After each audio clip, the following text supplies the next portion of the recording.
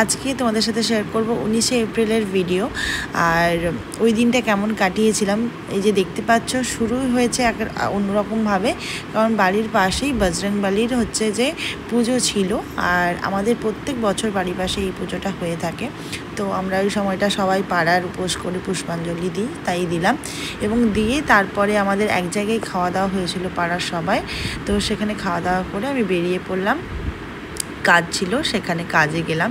কাজে গিয়ে ঢুকতে গিয়েই দেখি দুটো পুচকি ছানা, দুটো কি তিনটেও ছিল। তো একটা ছানা যেটা হচ্ছে দেখে মনে হচ্ছিলো খুবই অসুস্থ, তাই জন্য শুয়েছিল। আমরা ভেবেছিলাম বোধহয় অসুস্থ। তারপর যখন টানলাম যে তাকে একটু ঠেলাঠেলি করলাম, তখন সে দিল হাই ভেঙে উঠলো ঘুম থেকে।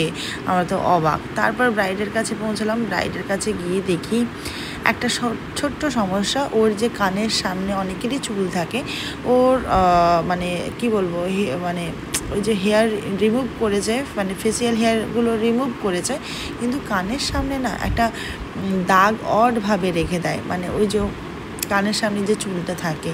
তো সেটাকে রিমুভ করলাম। তবে হ্যাঁ, এই মেশিনটা আমার নয়, ব্রাইডেরই।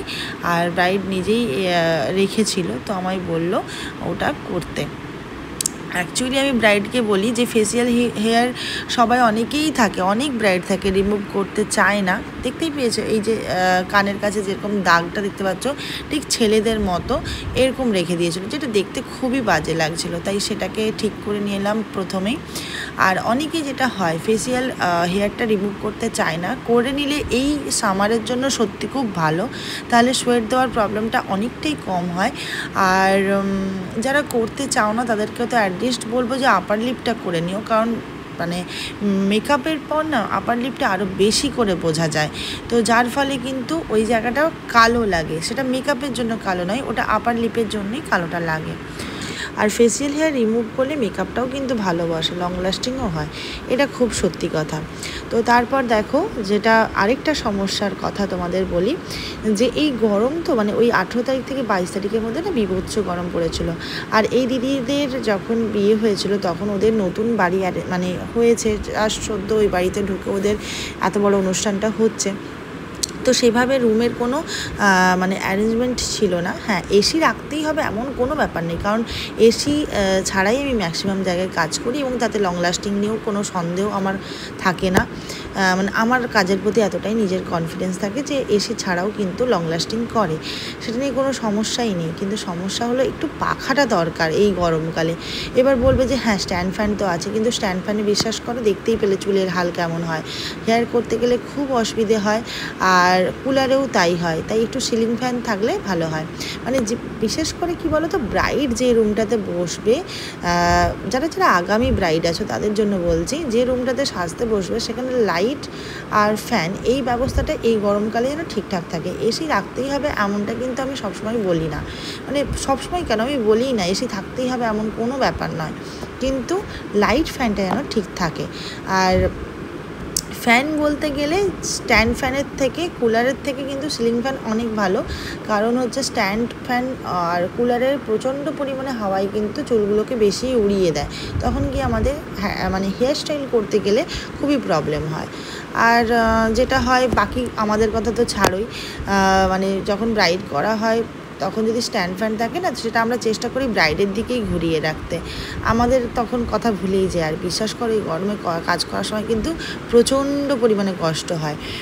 তাই যে জায়গাটায় ব্রাইড বসে সেই জায়গা সাজতে, সেই জায়গাটা প্রপার হলে সাজটাও সুন্দর হয়, আর আমরাও খুব কমফোর্টেবলি কাজটা করতে পারি। তো হ্যাঁ, এটাও জানি যে বিয়ের বাড়িতে অত কিছুর মধ্যে না এত অ্যারেঞ্জ করাটা হয়তো সম্ভব নয়, কিন্তু খুব ছোট্ট জিনিস আমি বলছি, যে একটু লাইট, একটু ফ্যানের ব্যবস্থাটা যেন ঠিক থাকে। যে রুমে বসছো সেটা একটু দেখে নিও, তাহলে তোমাদেরই সুবিধে। তো যাই হোক, এগুলো এমন কিছু ব্যাপার নয়, অ্যাডজাস্ট করতে করতে এতদিনে আমাদেরও অভ্যেস হয়ে গেছে। তাও এটা ব্রাইডের সুবিধের জন্যই বললাম। এরপর দেখো আমরা চলে এলাম মাঠে, যেখানে পুজো হচ্ছিল আর সন্ধ্যা আরতি দেখবো বলে। আর এসে দেখি ওই দিক থেকে পঞ্চায়েত আর ঋতুও এসে গেছে, কারণ ওদের বাড়ি তো আমাদের পেছনে মোটামুটি কয়েকজন তো জানো কাছাকাছি যারা আমাদের পরিচিত। তো ঋতুকে দেখতেই পেলে যে ঋতুর মা, আর যিনি পুজো করছেন পুরোহিত, ওটা হচ্ছে পঞ্চায়েতের বাবা, মানে পুরো পাড়ারই আমাদের ব্যাপার স্যাপার। তো যাই হোক, ভীষণ সুন্দর সন্ধ্যা আরতি হচ্ছিল, তাই আসতে ইচ্ছে করছিল না। আর তোমাদের সাথে তাই ভাবলাম একটু শেয়ার করি, তোমাদেরও ভালো লাগবে।